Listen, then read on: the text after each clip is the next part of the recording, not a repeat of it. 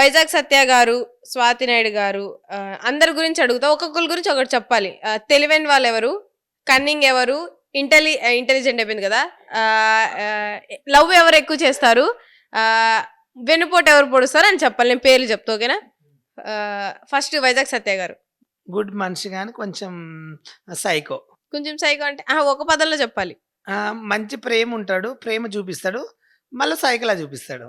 సరే, దీన్ని one word లో చెప్పాలి. వైజాగ్ సత్య గారి గురించి వన్ వర్డ్ లో. ప్రేమ. ప్రేమ. నటనం స్టార్ యువశేఖర్ గొడంగల్. వాడు పెద్ద నటన, వాడైతే మరి దారుణం. దారుణం. నచ్చడు నాకు. అగ్గిపెట్టి మచ్చ. బెటరే. బెటర్. స్వాతి నాయుడు గారు.